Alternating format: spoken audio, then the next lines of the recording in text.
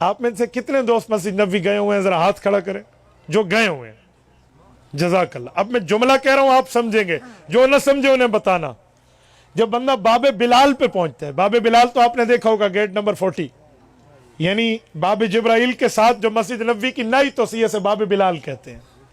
باب بلال پہ آپ آئے نا, باب بلال سے 4 ستون کراس کرے, 5ویں سے لے کر 7ویں ستون تک جو مسجد نبوی ہے, یہ وہ جگہ ہے جو حضرت مولانا حسین احمد مدنی رحمت اللہ علیہ کا گھر تھا, پھر حضرت شیخ زکریا کو ملا, آج انہی کا گھر مسجد نبوی کا حصہ بن چکا. یہ حضرت مدنی رحمت اللہ علیہ جہاں درس دیتے تھے, جہاں رہائش فرماتے تھے, اور ادھر حضرت شیخ زکریا رحمت اللہ علیہ رہتے تھے. اور اللہ نے علماء دیوبند سے کیا خدمت سر انجام دیا یار. میں ایک بات مزید کہتا ہوں, یہ جب مسجد نبوی کی توسیع ہو رہی تھی, اس وقت شاہ فہد یہ مدینہ طیبہ کے گورنر تھے, اس وقت یہ خادم الحرمین نہیں تھے. تو مسجد نبوی کی توسیع کے وقت توجہ رکھنا, جو گئے ہیں وہ سمجھیں گے. یہ جو گیٹ نمبر 7 سے ہم داخل ہوتے ہیں, شارع باب السلام سے, باب السلام کی طرف آنے کے لیے یہ جو پہلے گیٹ ہے, ابھی سلام کے دروازے سے پہلے, یہ جگہ کی توسیع شاہ فہد کی گورنری کے دور میں ہوئی ہے. یہ میں 1980 کے لگ بھگ کی بات کر رہا ہوں. تو جب توسیع ہو رہی تھی آج سے 40 سال پہلے, جو پرانے گئے ہیں نا وہ لوگ جانتے ہیں کہ مسجد نبوی جہاں آج سلام کے لیے جاتے ہیں, اس کے قریب جا کر گاڑیاں ٹھہرتی تھی, وہاں سلام ہوتا تھا. اب تو کتنی دور جا کر ٹھہرتی ہیں. تو یہ توسیع جب ہوئی, زمین بڑھائی گئی, تو ایک مسئلہ پیش ہو گیا. اللہ اکبر, ایک عظیم مسئلہ جو میں بات کر رہا ہوں نا, آپ کے ڈی اے خان کی ایک شخصیت بھی آنکھوں دیکھی اس بات کی گواہ ہے. حضرت مولانا قاری خلیل احمد سراج دامت برکاتہم, ان نے آنکھوں سے منظر دیکھا ہے.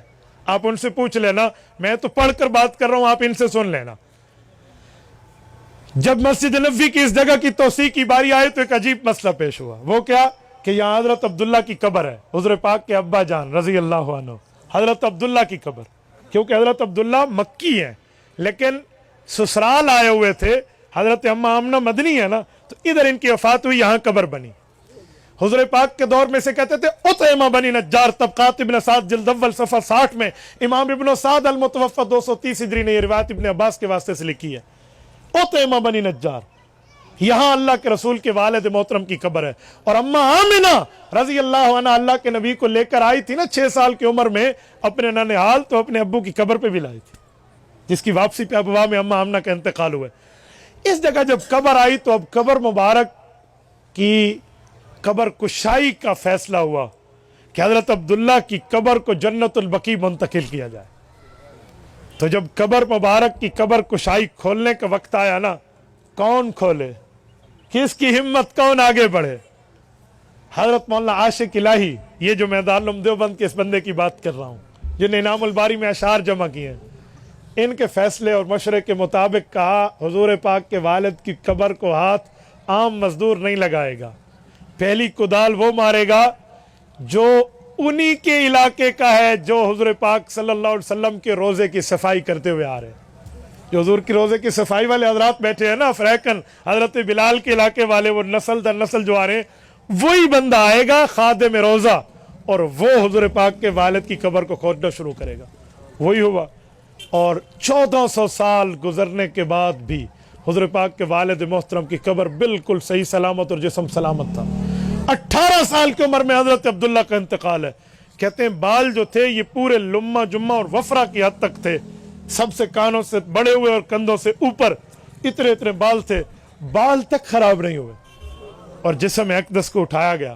ان اٹھانے والوں میں حضرت مولانا عاشق الہی رحمۃ اللہ علیہ, حضرت مولانا عبید اللہ انور رحمۃ اللہ علیہ, حضرت مولانا عبید اللہ انور مولانا احمد اللہ لاہوری رحمۃ اللہ علیہ کے فرزند ہیں.